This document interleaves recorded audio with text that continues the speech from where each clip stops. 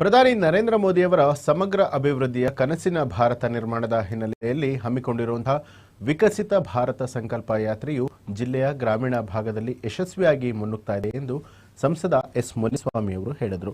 ಚಿಂತಾಮಣಿ ತಾಲೂಕಿನ ಭೂಮಿಶೆಟ್ಟಿಹಳ್ಳಿ ಮತ್ತು ಮುರುಗಮಲ್ಲ ಗ್ರಾಮದಲ್ಲಿ ಹಮ್ಮಿಕೊಂಡಿದ್ದ ವಿಕಸಿತ ಭಾರತ ಸಂಕಲ್ಪ ಯಾತ್ರೆಯ ಕಾರ್ಯಕ್ರಮವನ್ನು ಉದ್ಘಾಟಿಸಿ ಮಾತನಾಡಿದ ಅವರು, ಅರಿವು ಮೂಡಿಸುವಂತಹ ಜಾಗೃತಿ ವಾಹನವು ಗ್ರಾಮೀಣ ಭಾಗಗಳಲ್ಲಿ ಸಂಚರಿಸಿ ವಿವಿಧ ಯೋಜನೆಗಳು ಹಾಗೂ ಭವಿಷ್ಯದ ನಿರ್ಮಾಣದ ಕುರಿತು ಜನರಿಗೆ ತಿಳುವಳಿಕೆಯನ್ನು ನೀಡಲಾಗ್ತಾ ಇದೆ. ಹಾಗೂ ಕೇಂದ್ರ ಸರ್ಕಾರ ದೇಶದ ಬಡವರಿಗೆ, ಹಿಂದುಳಿದ ವರ್ಗಗಳಿಗೆ, ದಲಿತರಿಗೆ, ರೈತರಿಗೆ ಅನೇಕ ಕಾರ್ಯಕ್ರಮಗಳನ್ನು ರೂಪಿಸಿ ಅನುಷ್ಠಾನಗೊಳಿಸಿದೆ. ಅಭಿವೃದ್ಧಿ ಯೋಜನೆಗಳ ಬಗ್ಗೆ ಜನರಿಗೆ ಮಾಹಿತಿಯೇ ಇಲ್ಲ. ಈ ನಿಟ್ಟಿನಲ್ಲಿ ವಿವಿಧ ಯೋಜನೆಗಳ ಮಾಹಿತಿಯನ್ನು ಜನರ ಬಳಿಗೆ ಕೊಂಡೊಯ್ಯಲು ವಿಕಸಿತ ಭಾರತ ಸಂಕಲ್ಪ ಯಾತ್ರೆಯನ್ನು ಹಮ್ಮಿಕೊಳ್ಳಲಾಗಿದೆ. ಕೇಂದ್ರ ಸರ್ಕಾರದ ಮುದ್ರಾ ಯೋಜನೆ, ಜನ್ಧನ್ ಯೋಜನೆ, PM ವಿಶ್ವಕರ್ಮ ಯೋಜನೆ, ಉಜ್ವಲ ಯೋಜನೆ, ಕೃಷಿ ಸಮ್ಮಾನ್ ಯೋಜನೆ ಮತ್ತಿತರ ಹಲವಾರು ಯೋಜನೆಗಳ ಮಾಹಿತಿಯನ್ನು LED ಪರದೆಯ ವಾಹನಗಳ ಮೂಲಕ ಒದಗಿಸಲಾಗ್ತಾ ಇದೆ. ಯೋಜನೆಗಳಿಂದ ವಂಚಿತರಾದಂತಹ ಫಲಾನುಭವಿಗಳಿಗೆ ಇದರ ಸೌಲಭ್ಯವನ್ನು ದೊರಕಿಸುವಂತೆ ಮಾಡುವಂಥದ್ದು ಯಾತ್ರೆಯ ಗುರಿಯಾಗಿದೆ ಅಂತ ಹೇಳಿದರು. ಇನ್ನು ಈ ವೇಳೆ ಉಜ್ವಲ್ ಯೋಜನೆಯಲ್ಲಿ ಆಯ್ಕೆಯಾದ ಫಲಾನುಭವಿಗಳಿಗೆ ಉಚಿತ ಗ್ಯಾಸ್ ಸಿಲಿಂಡರ್ಗಳನ್ನು, ಆಯುಷ್ಮಾನ್ ಕಾರ್ಡ್ಗಳನ್ನು ಕೂಡ ವಿತರಿಸಲಾಯಿತು. ಉಚಿತವಾಗಿ ಗ್ಯಾಸ್ ಕನೆಕ್ಷನ್ ಏಜೆನ್ಸಿ ಅವರು ಕೊಡ್ತಾರೆ ಅಂತ ಮನವಿ. ಉಚಿತವಾಗಿ 5 ಲಕ್ಷದವರೆಗೆ ಆಸ್ಪತ್ರೆ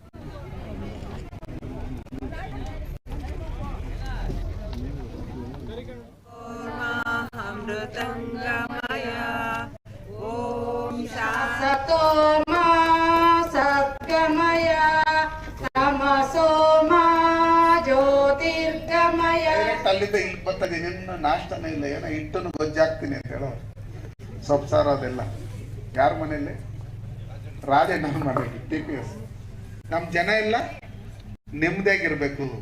ಇವತ್ತು ಸನ್ಮಾನ್ಯ ನರೇಂದ್ರ ಮೋದಿ ಅವರು ಪ್ರಧಾನಮಂತ್ರಿ ಆಗಿದ್ದಕ್ಕೆ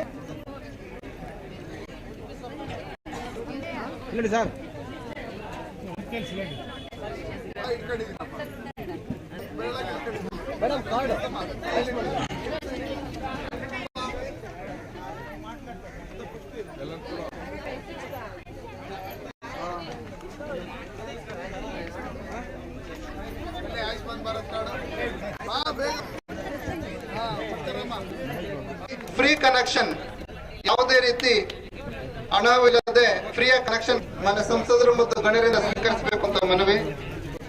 ಸುಬೇದ ಉಚಿತವಾಗಿ ಗ್ಯಾಸ್ ಕನೆಕ್ಷನ್ ಏಜೆನ್ಸಿ ಅವರು ಕೊಡ್ತಾರೆ ಅಂತ ಮನವಿ. ಉಚಿತವಾಗಿ 5 ಲಕ್ಷದವರೆಗೆ ಆಸ್ಪತ್ರೆ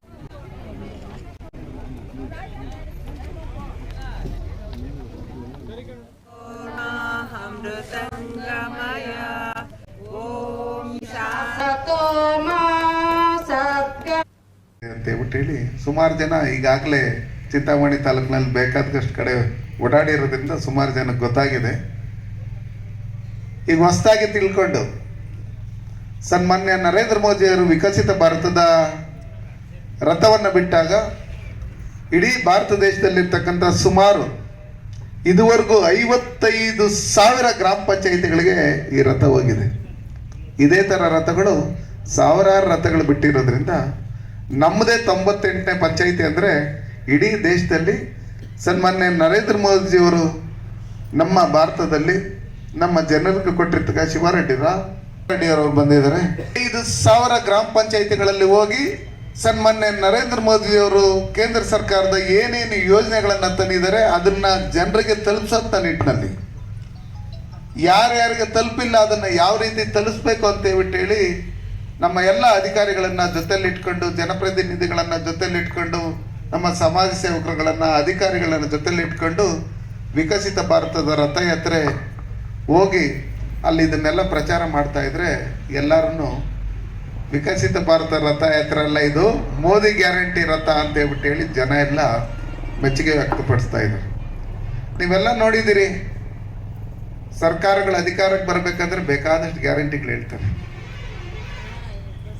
ನಾನು ಅದು ಮಾಡ್ತೀನಿ, ನಾನು ಇದು ಮಾಡ್ತೀನಿ, ಹಂಗೆ ಹಿಂಗೆ ಅಂತ ಹೇಳ್ಬಿಟ್ಟು ಹೇಳ್ತಾರೆ. ಅಧಿಕಾರಕ್ಕೆ ಬಂದಿದ್ದಾದ್ಮೇಲೆ ಮರ್ತೋತಾರೆ ಎಲ್ಲ. ಮೇಲೆ ಎತ್ತವಾಗ ಬಿಲ್ಡಿಂಗ್ ಮೇಲೆ ಏಣಿ ಹಾಕೊಂಡು ಹತ್ತಾರೆ. ಹತ್ತಿದ್ದಾದ್ಮೇಲೆ ಏಣಿನ ಮರ್ತೋತಾರೆ, ಇಳಿಯಕ್ಕೆ ಹೋದ್ರೆ ಆಗಲ್ಲ, ಬಿದ್ದೋತಾರೆ ಕೆಳಗಡೆ. ಅದಕ್ಕೋಸ್ಕರ ನಿಮ್ಮನ್ನೆಲ್ಲ ನೋಡಲೇಬೇಕು, ಮಾತಾಡಲೇಬೇಕು. ನಾನು ಡೆಲ್ಲಿಯಲ್ಲಿ ಸೆಷನ್ ನಡೀತಾ ಇದ್ರೆ ಅಲ್ಲಿದ್ರೇನು ಯಾವುದೇ ಪಂಚಾಯತಿಗಳಿಗೆ ಹೋದ್ರೂ ಅಲ್ಲಿ ವಿಡಿಯೋ ಕಾನ್ಫರೆನ್ಸ್ ಮುಖಾಂತರ ನಾನು ಆ ಪಂಚಾಯತಿಗಳಲ್ಲಿ ಮಾತಾಡ್ತಾ ಇದ್ದೆ. ಒಂದೊಂದು ಸಲ 3 ಪಂಚಾಯತಿಗಳು. ಬೆಳಗ್ಗೆ 3 ರಥ ಬಂದಿದೆ ನಮ್ಮ MP ಕಾನ್ಸ್ಟಿಟ್ಯೂನ್ಸಿಗೆ. ಏನಪ್ಪ ಇಷ್ಟೆಲ್ಲ ದುಡ್ಡು ಖರ್ಚು ಮಾಡಿ ಇಷ್ಟೆಲ್ಲ ಅಧಿಕಾರಿಗಳೆಲ್ಲ ಬಂದಿದ್ದಾರೆ, ಇಷ್ಟೆಲ್ಲ ಹೆಣ್ಮಕ್ಳೆಲ್ಲ ಹೂಗಳೆಲ್ಲ ಎಕ್ಕಟ್ಟು ತರಕಾರಿ ಮೇಲೆ ಕಾಯ್ತವ್ರೆ ಅಂದರೆ ಇದ್ರ ಉದ್ದೇಶ ಏನಂದರೆ ಇವೆಲ್ಲ ನಮ್ಮ ಬಾಳೆ ಎತ್ತಿರು ತಿನ್ನಬೇಕು, ನಮ್ಮ ಗರ್ಭಿಣಿ ಎತ್ತು ತಿನ್ನಬೇಕು. ಅದು ತಿಂದಂಥ ಸಂದರ್ಭದಲ್ಲಿ ಅವರೂ ಆರೋಗ್ಯವಾಗಿರ್ತಾರೆ, ಹೊಟ್ಟೆಲಿರ್ತಕ್ಕ ಬೆಳೀತಾ ಇರ್ತಕ್ಕಂಥ ಮಗುನು ಆರೋಗ್ಯವಾಗಿರುತ್ತೆ.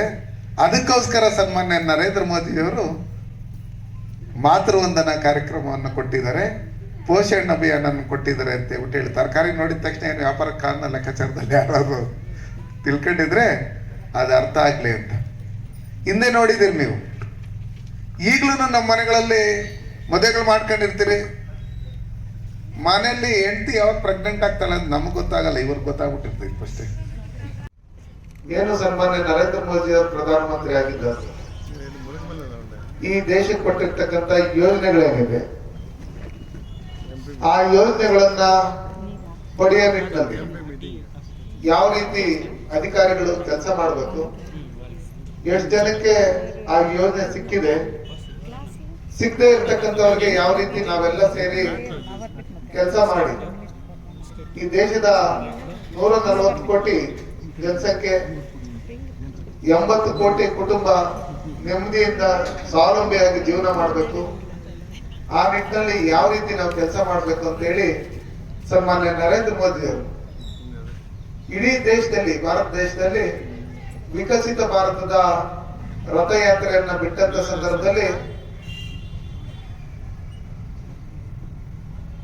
ಎಲ್ಲ ಗ್ರಾಮ ಪಂಚಾಯತಿಗಳಲ್ಲೂ ವಿಜೃಂಭಣೆಯಾಗಿ ವೆಲ್ಕಮ್ ಮಾಡ್ಕೊಳ್ಳಂತದ್ದು ರಥನ. ಇದು ವಿಕಸಿತ ಭಾರತದ ರಥಯಾತ್ರೆ ಅಲ್ಲ, ಮೋದಿ ಗ್ಯಾರಂಟಿ ರಥಯಾತ್ರೆ ಅಂತ ಹೇಳಿ ಜನ ಕರೆಯಕ್ಕೆ ಶುರು ಮಾಡಿದ್ರು. ಇದ್ರ ಉದ್ದೇಶ ಇಷ್ಟೇ, ಎಷ್ಟೋ ರಾಜಕೀಯ ಪಕ್ಷಗಳು ಅಧಿಕಾರಕ್ಕೆ ಬರ್ಬೇಕಂದ್ರೆ ಹಲವಾರು ಗ್ಯಾರಂಟಿಗಳನ್ನ ಘೋಷಣೆ ಮಾಡಿ ಬರ್ತಾರೆ, ಆಶ್ವಾಸನೆಗಳನ್ನ ಕೊಟ್ಟು ಬರ್ತಾರೆ. ಆದ್ರೆ ಸನ್ಮಾನ್ಯ ನರೇಂದ್ರ ಮೋದಿ ಅವರು ಅವ್ರ ಅಧಿಕಾರಕ್ಕೆ ಬಂದಿದ್ದಾದ್ಮೇಲೆ ಈ ದೇಶದಲ್ಲಿರ್ತಕ್ಕಂಥ ಜನ ಎಲ್ಲರನ್ನು ಆರೋಗ್ಯವಾಗಿರ್ಬೇಕು, ಯಾವುದೇ ಆರೋಗ್ಯ ಸಮಸ್ಯೆ ಬಂದ್ರೇನು ಹಣಕಾಸಿನ ಮುಖದಿಂದ ತೊಂದರೆಗೊಳಪಡಬಾರ್ದು ಅಂತೇಳಿ ಮೊದಲನೇ ಯೋಜನೆ ಕೊಟ್ಟಿದ್ದವರು ಆಯುಷ್ಮಾನ್ ಭಾರತ್ ಕಾರ್ಡ್. ಯಾರ್ಯಾರ ಹತ್ರ ಆಯುಷ್ಮಾನ್ ಭಾರತ್ ಕಾರ್ಡ್ ಇದೆ ಕೈ ಎತ್ತಿರಿ ಸ್ವಲ್ಪ. ಆರೋಗ್ಯ ಕಾರ್ಡ್ ಯಾರ್ಯಾರ ಹತ್ರ ಇದೆ? ನಿಮ್ಮ ಹತ್ರನೇ ಇಲ್ಲೇನಮ್ಮ? ಕೈ ಎತ್ತಬಹುದು. ನಾಚಿಕೆನಾ? ನಾಚಿಕೆ